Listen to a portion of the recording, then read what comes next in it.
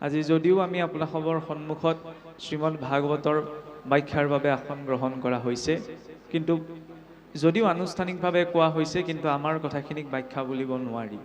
এইবাবেই কাৰণ শ্ৰীমদ ভাগৱতৰ ব্যাখ্যা ইতিমধ্যে স্বয়ংপূৰ্ণ হৈ আছে।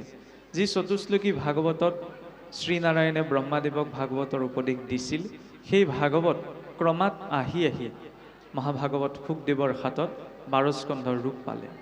আৰু তাৰ পৰৱৰ্তী আচাৰ্যসকলে সেইবাবে তাত নতুন কথা কোনো সংযোগ কৰা নাই। আমি মাত্ৰ যি অনুষ্ঠান অনুষ্ঠিত কৰিছোঁ, তাক মাত্ৰ নিজৰ সাধ্য সামৰ্থ্য বুদ্ধি অনুসাৰে নুবুজা কথাখিনি বুজিবলৈ, নজনা কথাখিনি জানিবলৈ আৰু সংশয় থকা কথাখিনি সংশয় আঁতৰাবলৈহে। কাৰণ ব্যক্তিগত দৃষ্টিভংগীৰে শ্ৰীমদ ভাগৱতক বিশ্লেষণ কৰা সম্ভৱ নহয়। ইটো মহাভাগৱত বেদ বেদান্তৰু তত্ত্ব, নানা অৰ্থ আছে জানায়াত, সাধু সংগ বিনে তাক বুজিবা কন পাৰিবা, ইটো কথা কহিলো সুসাৰ।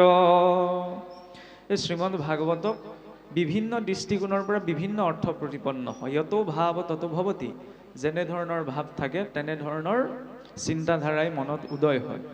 যথা দৃষ্টি তথা সৃষ্টি। ঠিক তেনেদৰে বিভিন্নজনৰ দৃষ্টিকোণৰ পৰা শ্ৰীমদ ভাগৱতত উল্লেখিত বিষয়বস্তুৰ বিভিন্ন অৰ্থ নিৰূপণ হয়। কিন্তু শ্ৰীমদ ভাগৱতে স্বকীয় ৰূপত যি ক'ব বিচাৰিছে, তাক অনুধাৱন কৰিবলৈ হ'লে সন্ত সমাজক তাত মথন কৰাৰ প্ৰয়োজন। কাৰণ ভগৱান কৃষ্ণৰো আবিৰ্ভাৱ মথুৰাত হৈছে। মথুৰা মানে তাত্ত্বিক ৰূপত হৃদয়খনকো বুজোৱা যায়। হৃদয়ৰূপী মথুৰাত যেতিয়ালৈকে হৰি কথা মথন নহয়, তেতিয়ালৈকে তাত কৃষ্ণ সূৰ্য উদিত নহয়।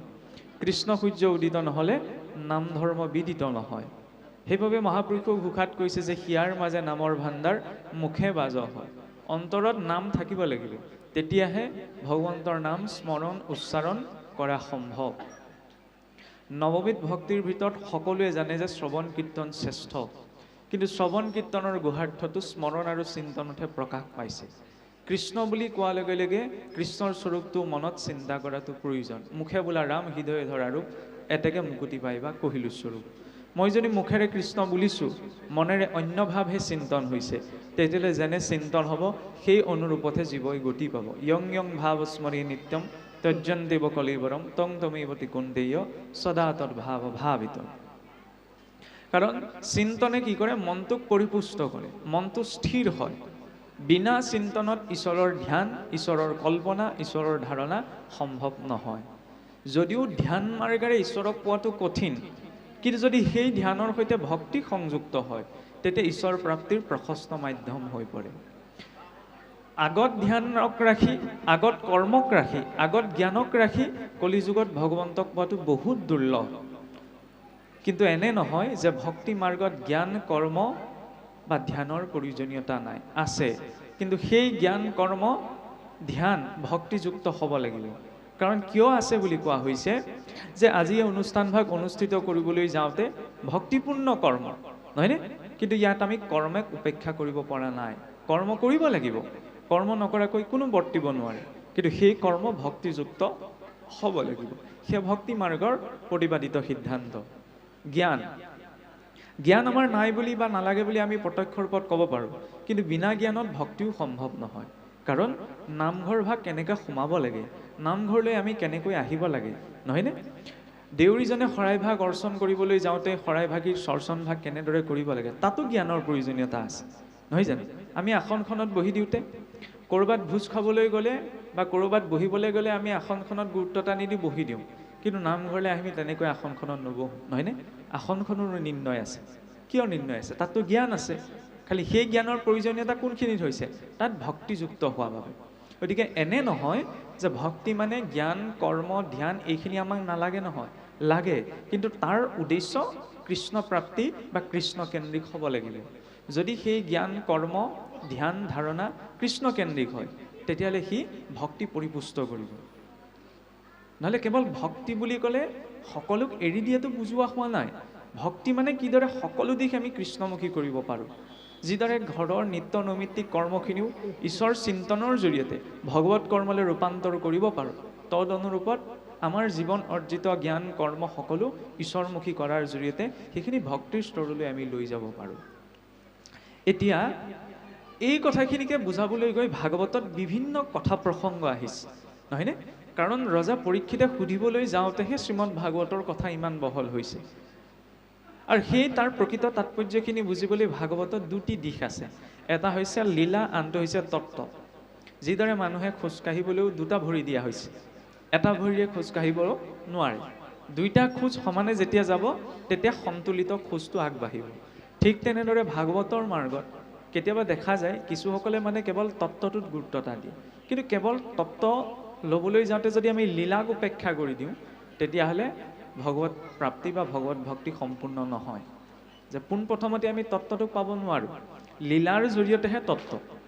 আনহাতে লীলাক লাগি যদি তত্ত্বক উপেক্ষা কৰি দিওঁ, যে কি বুজাব বিচাৰিছে সেই কথাটোত গুৰুত্ব নিদিওঁ, তেতিয়াহ'লেও কিন্তু ভক্তিৰ সেই ভাৱখিনি অপূৰ্ণ হৈ থাকিব। সেইবাবে দুইটি ধাৰা সমানে লৈ যোৱা প্ৰয়োজন। আৰু তাৰ বাবে ভাগৱতত এটি সুন্দৰ ক্ৰম আছে। ওপৰে ওপৰে চালে মানে ক্ৰমবিলাক খেলি মেলি লাগে, যে আগমুহূৰ্তত এই ব্যাস নাৰদৰ কথা ক'লে, পিছ মুহূৰ্ততে আকৌ অশ্বত্থামা পালেগৈ, তাৰপিছত আকৌ বিদুৰ মৈত্ৰেয়ৰ প্ৰসংগ পালেগৈ, ধ্ৰুৱ চৰিত্ৰৰ প্ৰসংগ পালেগৈ। অন্য যিকোনো কিতাপ এখন পঢ়িলে মানে এটা ছিকুৱেঞ্চত থাকে, ইটো বিষয়ৰ পিছত সিটো জড়িত হয়। কিন্তু ভাগৱতত ওপৰে ওপৰে চালে সম্বন্ধবিলাক ধৰিব নোৱাৰি, যে এইটো কাহিনী ইটো কাহিনীৰ লগত কি সম্বন্ধ। সেই সূত্ৰডাল বাহ্যিক ৰূপত নেদেখুৱাই আন্তৰিক ৰূপত সূত্ৰটো ৰক্ষা কৰা হৈছে। সেইবাবে তাৰ প্ৰকৃত তাৎপৰ্যটো বোধ কৰিবলৈ হ'লে বা জানিবলৈ হ'লে সেই আন্তৰিক চিন্তনটোৰ প্ৰয়োজন। সেইবাবে শ্ৰৱণ কীৰ্তনৰ ধাৰাটো আমাক দেখুওৱা হৈছে যে শ্ৰৱণমটো গুৰু পূৰ্বম, মননম তদনন্তৰম, নিদিধ্যাসন মিত্য তত্ত্বজ্ঞান পূৰ্ণ বোধস্য লক্ষণম। যে শ্ৰৱণ কৰি কেৱল শুনাটোৱে শ্ৰৱণ নহয়, শুনি পেলাই তাক মনন কৰা। কাৰণ মনন তিনিটি পৰ্যায়ত হয়। প্ৰথমতে মই শুনিলোঁ, শুনি পেলাই উলিয়াই দিলোঁ, তাত মনন নাই। দ্বিতীয়তে কথাখিনি মই শুনিলোঁ, মই বুজিও পাইছোঁ, কিন্তু তাক মই আচৰণ কৰা নাই, তাতো মনন নাই হোৱা, কেৱল মই চিন্তাহে কৰিছোঁ। আৰু চিন্তায়স্য চিতায়স্য বিন্দু মাত্ৰ বিশিষ্যতে, চিন্তা দহতি নিৰ্জীৱ চিতা দহতি নিৰ্জীৱ চিন্তা দহতি জীৱনম। যে চিন্তা আৰু চিতাৰ মাজত বিন্দু মাত্ৰ পাৰ্থক্যহে আছে বুলি। এটা চিন্তাই এই সজীৱটোক দহন কৰে, সংসাৰখনক লৈ বিভিন্ন চিন্তা থাকে। আৰু এটা হৈছে চিতাই নিৰ্জীৱটোক দহন কৰে, চিন্তাই সজীৱটোক। চিন্তা নকৰাকেতো আমি থাকিব নোৱাৰোঁ, কাৰণ ভগৱত ভক্তিৰ অন্যতম এটা অংগ হৈছে চিন্তন। বিনা চিন্তনত ঈশ্বৰ ভক্তি প্ৰাপ্ত নহয়। সেইবাবে চিন্তা নকৰিবলৈ কোৱা নাই, কিন্তু চিন্তাক সঠিক গতিটো দিয়াটো আমাৰ দায়িত্ব। গাড়ীত নুঠাকে নোৱাৰোঁ, গাড়ীত উঠিব লাগিব, কিন্তু গাড়ীখনত উঠি আমি ক'লৈ গৈছোঁ সেই লক্ষ্যটো সুনিৰ্দিষ্ট কৰি ল'ব লাগিব। যদি লক্ষ্যটো স্পষ্ট নহয় তেতিয়াহ'লে সঠিক গাড়ীখনত উঠিলেও য'তে ত'তে আমি নামি দিব পাৰোঁ। কশিপুহেন ইমান ডাঙৰ দুৰ্দান্ত দৈত্য এটাই ব্ৰহ্মাদেৱক উপাসনা কৰোঁতে বুঢ়াঙুলিটোৰ ওপৰত থিয় হৈ সহস্ৰ বছৰ ৰৈ আছে। চাবলৈ গ'লেতো একো ধৰ্ম কৰ্ম আচৰণ কৰা নাছিল, ইমান ধৈৰ্যনো ক'ৰ পৰা আহিল? ভাবিবলৈ গ'লে অদ্ভুত লাগে নাই? আমিতো গোসাঁইঘৰ সোমালে খন্তেক সময়তে ঈশ্বৰক চিন্তা কৰিবলৈ যাতে গোটেই পৃথিৱীৰ চিন্তা সভা মনলৈ আহে। সেই কশিপুৱে ব্ৰহ্মাক চিন্তা কৰোঁতে, অসুৰটোৱে চিন্তা কৰোঁতে ইমান ধৈৰ্য আহিল। তেওঁতো একো ধৰ্ম কৰ্ম আচৰণ কৰা নাছিল। সেইখিনিতে দেখুৱাইছে আন্তৰিক দৰ্শনটো লাগে। মই এইটো কোৱা নাই যে কশিপুক আমি অনুকৰণ কৰিব লাগে, কিন্তু সেইখিনি সময়ত চাওক যে চিন্তনটোৰ শক্তি সেই কশিপুৰৰ পৰাও শিকিব পাৰি। লক্ষ্যটো যদি স্পষ্ট হয় তেতিয়াহ'লে ধৈৰ্য আপোনা আপুনি আহে। সেইখিনি সময়ত কশিপুৰ লক্ষ্যটো স্পষ্ট আছিল যে মোক যেনে তেনে কৰি ব্ৰহ্মাদেৱৰ পৰা বৰ লাগে, অমৰত্বৰ।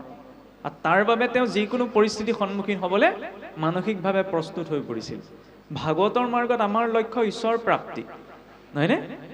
মই ব্যক্তিগতভাৱে কোৱা নাই, কিন্তু কেতিয়াবা আমাৰ লক্ষ্যটো ঈশ্বৰ প্ৰাপ্তি নহয়, অন্য কিবা কিবি প্ৰাপ্তিও হৈ যায়। সেইকাৰণে মানে আমাৰ ধৈৰ্যটো নাথাকে, চিন্তনত স্থিৰতাটো নাথাকে। সেইবাবে এই মাৰ্গটোত সেই লক্ষ্যটো স্পষ্ট কৰি লোৱা প্ৰয়োজন। যদিও ভগৱন্তই নিজ মুখেই কৈছে মনুষ্যানাম সহস্ৰেষু কশ্চিৎ য়ততি সিদ্ধয়ে য়ততামপি সিদ্ধাত্মান কশ্চিৎ মনাং বেতি তত্ত্বতঃ। সহস্ৰজন মনুষ্যৰ ভিতৰত এজনেহে আংশিক ৰূপত মোক জানিব পাৰে, বহুত দুৰ্লভ। ভগৱন্তক আমি ইচ্ছা কৰিলে জানিব নোৱাৰোঁ। কৃষ্ণ দেখিবলৈ এনেকুৱা, কৃষ্ণৰ মুখত বেছিকৈ হাঁহি আছে, কৃষ্ণই হাতত মুৰুলী বংশী আছে, এয়াই কৃষ্ণক জনা নুবুজায়। কৃষ্ণক জানিবলৈ হ'লে চাওকচোন যে শিশুপালে যেতিয়া ভগৱান কৃষ্ণক ইমানখিনি গালি পাৰিছিল, ভগৱান কৃষ্ণৰ সামৰ্থ্যতা আছিল ন খন্তেকতে শিশুপালক শিৰচ্ছেদ কৰি দিয়াৰ সুদৰ্শন চক্ৰই, কিন্তু কৰিলে জানো? 100টালৈকেতো গালি শুনিছে। 100টালৈকে যিজন ব্যক্তিয়ে গালি শুনিছে, সেইজন ব্যক্তিক যেতিয়া আমি ঈশ্বৰ বুলি কৈছোঁ, তেতিয়া আমাৰ ভিতৰত কিমান ধৈৰ্য লাগিলে। কৃষ্ণৰ সামৰ্থ্যতা থকাৰ পাছতো শিশুপালৰ 100টালৈকে গালি শুনি তেওঁ বহি আছে। আমি আকৌ কোনোবা এজনৰ এটা গালিও সহিব নোৱাৰোঁ নহয়, প্ৰতিক্ৰিয়া দি দিওঁ, নহয়নে? সেইজন ঈশ্বৰৰ ভক্ত বুলি কৈছোঁ আমি, এইটো বহুত ডাঙৰ দায়িত্ব। গতিকে ভক্তি কৰাটো কোনোবাই আমাক ভুলকৈ কৈ দিলে যে ভক্তি কৰাটো সহজ, কিন্তু ভক্তি কৰাটো সহজ নহয়। জ্ঞান কৰ্ম মাৰ্গতকৈ দুৰ্লভ হৈছে ভক্তি। ইমান সহজে ভক্তিক প্ৰাপ্ত কৰিব নোৱাৰি। ঈশ্বৰত সমৰ্পণ সকলো সমৰ্পিত কৰি দিয়েতো, কাৰণ মই জানো বুলি কোৱাটো বহুত সহজ। মই জানিছোঁ, মই বুজিছোঁ, মিনিট নালাগে মই আপোনাৰ সন্মুখত জানিছোঁ বুজিছোঁ বুলি ক'বলৈ।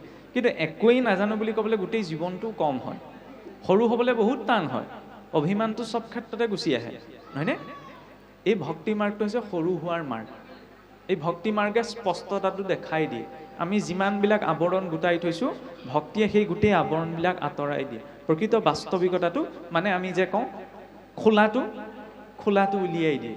আৰু যেতিয়া মানুহে শটো দাহ কৰাৰ পিছত খোলাটো দেখে, তেতিয়া চকুৰে চাই এইটো অনুভৱ কৰিব পাৰে যে সেই শৰীৰটোৰ কোনো মূল্য নাই। কিন্তু যেতিয়ালৈকে খোলাটোৰ ওপৰত আৱৰণটো আছে, আমি ভাষণত যিমানেই নকওঁ, কিন্তু আমাৰ অনুভৱত নাহে যে শৰীৰটোৰ মূল্য নাই। আমি কেৱল বাক্যতহে কৈ থাকোঁ, কাৰণ বাস্তৱতাটো আমি দেখা নাই। বাস্তৱতা দেখি লোৱাৰ লগে লগে ত্যাগৰ প্ৰয়োজনীয়তা নাথাকে, আপোনা আপুনি ত্যাগ হৈ যায়। কিয় এই কথাষাৰ কোৱা হৈছে আপুনিয়ে ভাবি চাওক। চকুৰে নেদেখা অন্ধ ব্যক্তি এজনে যিখিনি সময়ত সেই অন্ধ ব্যক্তিজনৰ নিজৰ পৰিয়ালৰ মানুহ বা পত্নীও লগত নাথাকে, তেওঁৰ লগত কি থাকে বাৰু? সেই লাখুটিডাল, হয়নে নহয়? খাওঁতে উঠোতে বহুতে তেওঁৰ লগত লাখুটিডাল থাকে, সকলো সময়তে তেওঁৰ পত্নী পুত্ৰ ভাৰ্যা নাথাকিলেও। কিন্তু যিদিনা তেওঁ দেখিবলৈ আৰম্ভ কৰিব, প্ৰথমতে ত্যাগ কাক কৰিব বাৰু? পত্নীক নকৰে বা অন্য বস্তুক নকৰে, সেই লাখুটিডালক। ৰাতি আন্ধাৰতো যিডাল লাখুটিয়ে তেওঁক বাট দেখালে, প্ৰথম ত্যাগ সেই লাখুটিডালৰে হ'ব, নহয়নে? কিয় ত্যাগ কৰিলে? আমি সেইটোক বেয়া কাম কৰিলে বুলি ক'ম নি? নকওঁ, কাৰণ তেওঁ বাস্তৱিকতাটো সন্মুখত দেখা পালে, নহয়নে? যেতিয়া বাস্তৱিকতাটো চকুৰ আগলৈ গুচি আহে, ত্যাগ কৰিবলৈ বেলেগকৈ কোৱাৰ প্ৰয়োজনীয়তা নাথাকে, আপোনা আপুনি ত্যাগ হৈ থাকে। কাৰোবাৰ কথা শুনি যদি ত্যাগ কৰা যায়, তেতিয়াহ'লে সেইটো স্থায়ী নহয়। আকৌ এদিন সুবিধা পালে আকৌ একেটা মাৰ্গলৈ গুচি যাব। কিজনী বাস্তৱিকতাটো দেখি পেলাই যদি ত্যাগ হৈছে, তেতিয়াহ'লে ব্যক্তিজন মৰি যাব, আকৌ তেওঁ সেই মাৰ্গলৈ ঘূৰি নাযায়, হয়নে? সেইকাৰণে ৰত্নাকৰক আহি বুজোৱা নাছিল, ৰত্নাকৰক চিন্তনটো কৰিবলৈ বাস্তৱিকতাটো দেখুৱাই দিলে। তুমি সোধাগে, তুমি যাৰ কাৰণে ইমানখিনি কৰ্ম কৰিছা, তোমাৰ কৰ্মৰ ভাগ পৰিয়ালে ল'ব নে নল'ব, নহয়নে? যেতিয়া গৈ দেখিলে কোনেও নলওঁ বুলি ক'লে, বাস্তৱতাটো দেখিলে যে যাৰ কাৰণে মই ইমানখিনি কৰিছোঁ তেওঁলোকে মোৰ ভাগ নলয়, হয়নে? আৰু সেই বাস্তৱিকতাৰ পৰা মানুহে যিটো শিকে সেইটো স্থায়ী হয়, কিন্তু উপমা তুলনাৰ পৰা যিটো শিকে সেইটো স্থায়ী নহয়। সেইটো মাত্ৰ এক প্ৰকাৰ মানসিক প্ৰশান্তিহে, খন্তেকৰ বাবে অলপ সময়ৰ বাবে মনত থাকিব, নিজৰ মানসিকভাৱে হয় এইটো কথা, মই নিজক সান্তনা দিব পাৰিম, কিন্তু মই পালন কৰিব নোৱাৰোঁ। সেইকাৰণে এই দ্বিতীয় পৰ্যায়ৰ শ্ৰৱণক মধ্যম শ্ৰৱণ, অধম শ্ৰৱণ বুলি কোৱা হৈছে, কাৰণ ইয়াত সম্পূৰ্ণ মনন নাই। তৃতীয় প্ৰকাৰৰ শ্ৰৱণকহে উত্তম বুলি কোৱা হৈছে, য'ত ব্যক্তিজনে শুনিছে, নিজৰ মনেৰে গ্ৰহণ কৰিছে আৰু তাক পালন কৰিছে, নহয়নে? শ্ৰৱণনটো গুৰুপূৰ্বম, প্ৰথমতে গুৰুমুখে শুনা। গুৰুৱে দুটা ৰূপত কৃপা কৰে, এটা হৈছে বপু সেৱা, এটা হৈছে বাণী সেৱা।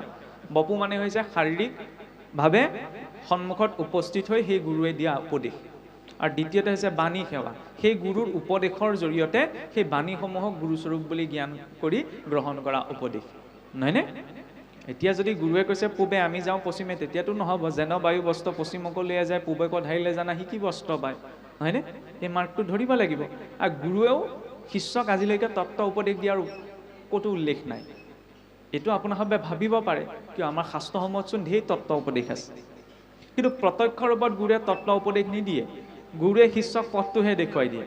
মহাপুৰুষ মাধৱদেৱ গুৰুজনে যেতিয়া শংকৰদেৱৰ ওচৰলৈ গৈছিল যে আপুনি এনেকুৱা ভগতীয়া কিছুমান ৰহস্য আছে বোলে, নেওৰা পতাৰ ৰহস্য কওক, নহয়নে? গুৰুৱে প্ৰত্যক্ষ উপদেশ দিয়া নাই, কৈছে বোলে যথা সময়ত তুমি উপদেশ পাবা ভকতৰ ওচৰত বিচাৰি পাবা। কিয় দিয়া নাই? পৰ্বতসকলে যেহেন নকৰে সৰ্বঠাইত জলদান, যেন জ্ঞানী গুৰু শিষ্যত নকহে সকলো গুপুত জ্ঞান। তত্ত্বজ্ঞান আমি ভাবি থাকোঁ কোনোবাৰ পৰা উপদেশ ল'লে পাম, সম্ভৱ নহয়। তত্ত্বজ্ঞান একমাত্ৰ ভগৱন্তৰ জৰিয়তে সম্ভৱ, আৰু ভগৱন্ত প্ৰত্যক্ষ আহি পেলাই আমাক উপদেশ নিদিয়ে, অন্তৰস্থিত স্বৰূপৰ জৰিয়তেহে সেই উপদেশ সম্ভৱ হ'ব। আৰু সেই উপদেশৰ বাবে ভগৱন্তৰ প্ৰত্যক্ষ দৰ্শনৰ প্ৰয়োজনীয়তা নাই। আমি ভক্তি মাৰ্গত, ভাগৱতৰ ভক্তি মাৰ্গত বিশেষকৈ ঈশ্বৰৰ দৰ্শনত গুৰুত্বতা দিয়া হোৱা নাই। এইটো মনে নক'ব পাৰে যে এইজনে আকৌ ঘপককৈ কি কথা কৈ দিলে যে ঈশ্বৰৰ দৰ্শনত গুৰুত্বতা দিয়া হোৱা নাই। এইটো কি অদ্ভুত নাভূত নাচুত কথা যে হয়, কাৰণ ঈশ্বৰৰ দৰ্শনৰ সামৰ্থ্যতা আপোনাৰ মোৰ নাই, স্বয়ং অৰ্জুনৰে নাই। অৰ্জুনক ভগৱন্তৰ বিশ্বৰূপ দৰ্শনৰ বাবে ভগৱন্তই জ্ঞান চক্ষু দিব লগা হৈছিল, নহয়নে? কিন্তু জ্ঞান চক্ষু দিয়াৰ পাছতো অৰ্জুনে ভগৱন্তক কৈছিল কি, তোমাৰ এই বিশ্বৰূপ প্ৰত্যক্ষ কৰাৰ মোৰ ওচৰত সামৰ্থ্যতা নাই, তুমি এই স্বৰূপ সম্বৰণ কৰা। জ্ঞান চক্ষু দিয়াৰ পাছতো যেতিয়া অৰ্জুনে ভগৱন্তৰ সেই বিশ্বৰূপ চাব নোৱাৰোঁ বুলি কৈছিল, আমাৰ সামৰ্থ্যতা কেনেকৈ আহিলে? আৰু দ্বিতীয়তে ভগৱন্তৰ ৰূপ দৰ্শন কৰাটো ডাঙৰ কথা নহয়। ভগৱন্তৰ ৰূপ দৰ্শনৰ লুটটো আপুনি মই ল'ব নোৱাৰোঁ। কিয় জানেনে? আন ভাৱত চাব নালাগে। এই ক'ৰবালৈ যদি ওলাই যাওঁ, বিয়াই সকামে ইত্যাদি কৰি, কোনোবাই যদি ধুনীয়া ভাল দামী পোছাক এযোৰ পিন্ধি আহে, ভাল গাড়ী এখন যদি লৈ আহে, তেওঁক ভাল বেয়া আমি পাছতে সুধোঁ, নহয়নে? এই কাপোৰযোৰ ক'ৰ পৰা ল'লে, গাড়ীখন ক'ৰ পৰা ল'লে, মোবাইলটো ক'ৰ পৰা ল'লে, সুধোনে নুসুধো? নহয় জানো? ভক্তি কৰা জীৱই যেতিয়া পোনপ্ৰথমতে মোবাইলটোৰ কথা সুধিছে, ভক্তি কৰা জীৱই যেতিয়া গাড়ীখনত চকুত লাগিছে, ভক্তি কৰা জীৱৰ যেতিয়া কাপোৰযোৰত চকু লাগিছে। আমাৰ আইসকলেও ইমান অলংকাৰ নিপিন্ধে, ভগৱন্তই যিমান পিন্ধে 32 প্ৰকাৰ নিপিন্ধে জানো? লুট ল'ব পাৰিম জানো? সেই স্বৰূপটোত যদি ভগৱন্ত প্ৰত্যক্ষ আমাক দৰ্শন দিয়ে, তেতিয়াহ'লে ভগৱত প্ৰাপ্তি আৰু আমাৰ উদ্দেশ্য হৈ নাথাকে। বুজি পাইছেই চাগে? ঈশ্বৰৰ সম্পদ প্ৰাপ্তিতহে আমাৰ উদ্দেশ্য হৈ যাব। সেইকাৰণে ঈশ্বৰৰ স্বৰূপ দৰ্শনৰ যিটো কাম, সেইটো তেওঁৰ নামে কৰে। আৰু নাম বুলি ক'লে কেৱল এইটো মনলৈ আমি ভাবিব পাৰোঁ ন, অজামিলেচোন পৰোক্ষভাৱে তেওঁৰ পুত্ৰৰ নাম লৈও গতি পাইছিল। সত্য কথা, সকলোৱে সেই বুলিয়েই জানে। কিন্তু এনেওতো নহয়, অজামিলে সেইখিনি সময়তহে নাৰায়ণ উচ্চাৰণ কৰিছিল। জীৱনত কি তেওঁ সেইদিনাহে নিজৰ সৰু পুতেকৰ নাম লৈছিল নে? আকচোৱা নাই লোৱা নি? আকচোৱা লৈছিল। তাৰ জৰিয়তে প্ৰথমতে কি দেখুৱাইছে? অভ্যাস। বিনা অভ্যাসত সময়ত নাম স্মৰণ হ'ব, এইটো ভাবি লাভ নাই। আমি ভাবি থাকোঁ ন, এই বোলে আপুনি বয়স হ'লে বুদ্ধি কৰিব ভাল, নহয়নে? আমি এইটো উপমা দিওঁ, কিন্তু জনাটো প্ৰয়োজন। এইটো দেৱগুৰুৰ বাক্য নহয়। এইটো কাৰ বাক্য বাৰু? এইটো দৈত্যগুৰুৰ বাক্যহে। প্ৰহ্লাদক কৈছিল নে, বৰু নৰ পাখে বান্ধি থৈব কতকাল, আপুনি বয়স হ'লে বুদ্ধি হ'ব ভাল। এইটো আপুনি মই গ্ৰহণ কৰিলে নহ'ব যে বয়স হ'লে বুদ্ধি ভাল হ'ব। এইটো কথা সুকীয়া যে বয়স হ'লে বুদ্ধি ভাল হৈ যায়, কিন্তু সকলোৰে ক্ষেত্ৰত প্ৰযোজ্য নহয়। কিয় সকলোৰে ক্ষেত্ৰত প্ৰযোজ্য নহয়? আহঁত পুলিটো খেলাই ধৰা ৱালখনতো গজি উঠে, দেখিছেনে? আহঁত পুলি, বৰ পুলি সৰু হৈ থাকেতো পুলিটো আমি উঘালি দিব পাৰোঁ। 2-3 বছৰ তাতে থাকিবলৈ দিয়কচোন, গোটেই গাজোৰ লগাই উঘালিব পাৰিবনে? এই চোৱা যদি বিষয় বাসনা গোটেই সোপা পালিয়ে পোখালে বাঢ়ি গৈছে, পিছত ভাবিম তৰি যাব পাৰিম। সম্ভৱ হয়নে? নহয়। পালি পোখালি শেষ নহয়। মহাৰাজ ভৰতে ঈশ্বৰক উপাসনা কৰিম বুলি কৈছিলে। মোহটো চাওক, এইটো ভাবি থকাটোও ভুল যে কেৱল মোহ, আমাৰ ধন টকা পইচা এইবিলাকতহে উপজে। এইবিলাকৰ বাহিৰেও যি আছে সৰু সৰু বস্তুটো মোহ উপজিব পাৰে। স্বয়ং মহাৰাজ ভৰত তাৰ প্ৰমাণ। হৰিণ পোৱালিটোত মোহগ্ৰস্ত হৈ গ'ল, নহয়নে? হৰিণ ৰূপত জন্ম লাভ কৰিব লগা হ'ল। আমিতো কিমান মলমতী মনুষ্য, তেতিয়াহ'লে কিমান সতৰ্কতা লাগে। সেইকাৰণে কোৱা হৈছে শিষ্যজনৰ ভাগৱতৰ মাৰ্গত আমি আগবাঢ়িবলৈ আমি শিষ্য হ'ব লাগে নে নালাগে? পৰীক্ষিত শুকদেৱৰ শিষ্য হৈ বহিছিল কাৰণেতো ভাগৱতৰ জ্ঞান পালে। পোনপ্ৰথমেতো সৌনকাদি ঋষিসকলো তাত উপস্থিত আছিল, পালে জানো পোনপ্ৰথমতে? নাপালে, কাৰণ শিষ্য ভাৱত তেতিয়া বহা নাই, অভিমান ভাৱত বহিলে। পিছত যেতিয়া দেখিলে ভাগ্যৰ কথা, কলিযুগ আৰম্ভণিৰ প্ৰায় বোলে 30 বছৰ পাছত ৰজা পৰীক্ষিতক ভাদ মাহৰ শুক্লা নৱমীৰ পৰা পূৰ্ণিমালৈকে মহাভাগৱত শুকদেৱে ভাগৱত কথা শুনাইছিল। কাইলৈ এতিয়া ভাদ্ৰ পূৰ্ণিমা, মানে আজি শ্ৰীমদ ভাগৱতৰ পাঠ পাৰায়ণৰ অন্তিম দিনাৰ আগদিনা। আমাৰ ইমান সময়ৰ হিচাপ আছে, নহয়নে? কিন্তু এইবিলাক কথাত আমি গুৰুত্বতা নিদিওঁ, কাৰণ